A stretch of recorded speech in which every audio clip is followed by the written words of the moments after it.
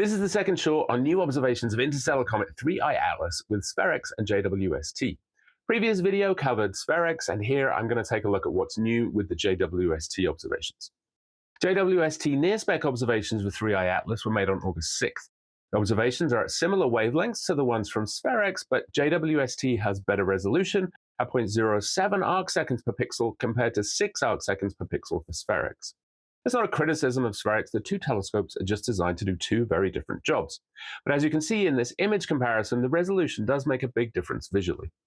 One common comment on the previous video was that 3I Atlas wasn't a comet because it doesn't look like a comet. Part of that is down to the fact that the tail of the comet is currently very faint and hard to see. Although it has been observed by Hubble, as you can see in this image, and there are new Gemini South images showing a clear tail that you can see here. Along with the tail, the other part of a comet that people think of is the coma. That's the hazy bubble of dust and ice around the nucleus of the comet that we see, and you can very clearly note the coma in this JWST image. Typically, the coma gets stronger as the comet gets closer to the sun and it's warmed up, causing more sublimation of the icy nucleus. The spectrum that you can see on the screen shows the carbon dioxide-dominated coma and nucleus. JWST also detected the presence of water, carbon monoxide, carbonyl sulfide, water ice, and dust. The team did report a very high carbon dioxide-water mixing ratio, among the highest ever seen. This mixing ratio essentially expresses how much carbon dioxide the comet is outgassing compared to how much water.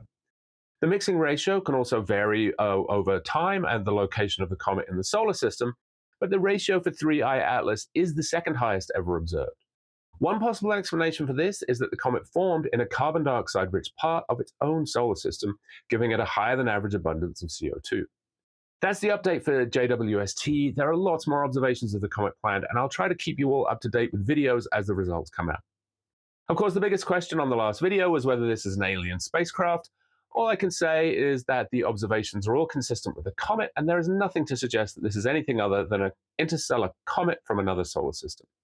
Nobody would love to discover alien life more than astronomers, but scientists follow the data, not the hype, and that is a great rule to keep in mind. That's the video. Please like and subscribe if you enjoy it. I will catch you in the next one.